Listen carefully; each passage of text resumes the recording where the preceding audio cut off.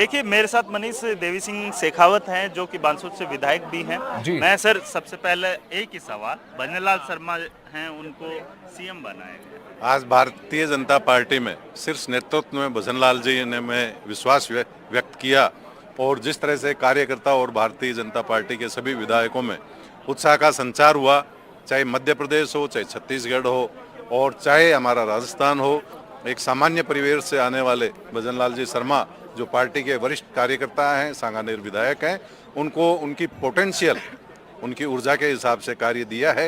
वो बहुत तेजी से राजस्थान को आगे लेकर जाएंगे और भारतीय जनता पार्टी को सभी कार्यकर्ता, सभी एमएलए, सभी यहाँ के सांसद मिलेंगे, ताकत लगाएंगे और मोदी जी के नेतृत्व में और अभूतपूर्व प्रदर्शन करेंगे और भारतीय जनता पार्टी को पूरे विश्व में, आज जो पूरे विश्व की सबसे बड़ी पार्टी है, और ज़्यादा ताकत, ज़्यादा ऊर्जा मिलेगी। क्योंकि जब आप बीजेपी कार्यालय में आए थे, तब मैंने भी आपसे बात करने की कोशिश की थी, तब आप शायद बात नहीं करने से कतरा रहे थे, लेकिन आप खुल के बात कर रहे हैं। क्या पार्टी के शीर्ष नेतृत्व के द्वारा ये निर्देश दिया कि मीडिया पार्टी से ने बात नहीं करनी? यहाँ 1 बजे बुला रखा था और समय उससे ऊपर होता जा रहा था, इसलिए मैं थोड़ा जल्दी में था।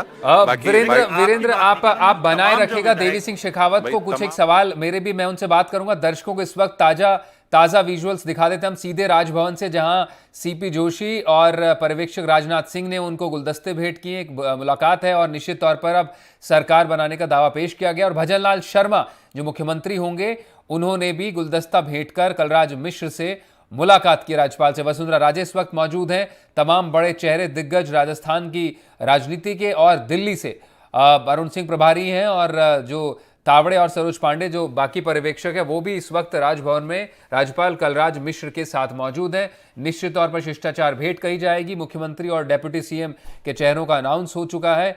नाम बीजेपी ने अपने विधायक दल की बैठक में, अब जो जाहिर तौर पर कलराज मिश्र की ओर से समय मांगा जाएगा उनसे कि कब शपथ होनी है और किस तरह से कार्यक्रम होना है, उसको लेकर ये बात निश्चित तौर पर इसमें बैठक में जो बात हुई है इसमें तय किया जाएगा। और बताया ये भी जा रहा है कि 16 दिसंबर जो मलमास लगने वाले हैं, उससे पहले बीजेपी जो ओथ सेरेमनी है, शपथ ग्रहण समारोह रख सकती है। तो दिया कुमारी भी साथ में है, डेप्यूटी सीएम प्रेमचंद बैरवा भी, और मुख्यमंत्री भजनलाल शर्मा जो होंगे राजस्थान के नए सीएम, वो भी इस वक्त राजभवन में मौजूद है। और ये इससे पहले की तस्वीरें, जब भजनलाल को नाम अनाउंस किया गया, चेहरे के तौर पर उनका नया चेहरा, और निश्चित तौर पर जो बीजेपी का अभी तक का चेहरा नहीं, वसुंधरा राजे, उन्होंने प्रस्ताव रखा उन्हीं के नाम से। तो सियासी संदेश पूरी तरह से आलाकमान की ओर से साफ, और भजनलाल शर्मा और 2 डेप्यूटी सीएम का ऐलान।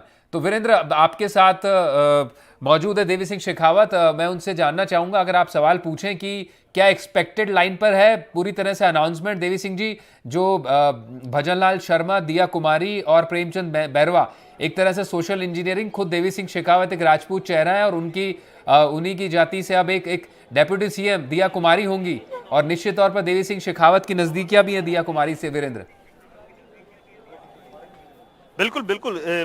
मैं सर आपसे एक ही सवाल करूंगा। जिस तरीके से एक कह सकते हैं भजनलाल शर्मा को सीएम बनाया गया, वहीं राजपूत चेहरे को डिप्टी सीएम, और आप खुद राजपूत समाज से आते हैं। देखिए, और आप, मैं बानसूर विधानसभा क्षेत्र के 36 कौम का धन्यवाद देता हूं जिन्होंने मुझे वोट दिया।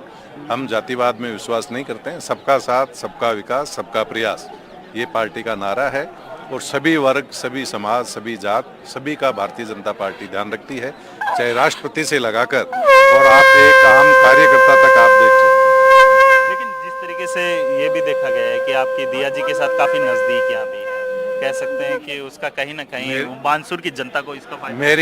मेरी भजनलाल जी से भी बहुत नज़दीकियां हैं, मेरी दिया कुमारी जी से भी बहुत नज़दीकियां हैं, और भारतीय जनता पार्टी का हर एक कार्यकर्ता जो हमारे लिए दिन रात एक करता है, उन सभी के लिए हमारे दिल में बहुत जगह है। चाहे पार्टी का कार्यकर्ता छोटा हो, चाहे पार्टी में बड़ा पदाधिकारी हो, हम बड़े का सम्मान करते हैं और छोटे का भी सम्मान करते हैं।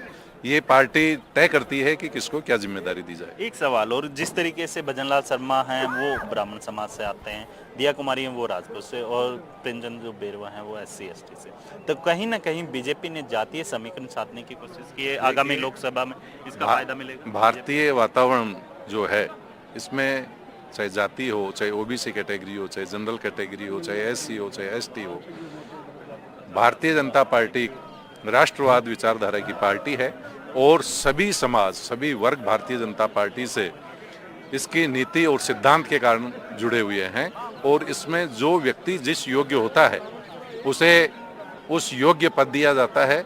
हमारे उम्मेद जी भैया अलवर उत्तर से बहुत भारतीय जनता पार्टी के लिए लंबे समय से, लगभग 40 साल से भारतीय जनता पार्टी के कार्यकर्ता हैं। पार्टी ने इनका पोटेंशियल समझा और इनको पार्टी का आज हमारे अलवर उत्तर के कप्तान बना के रखा हुआ है।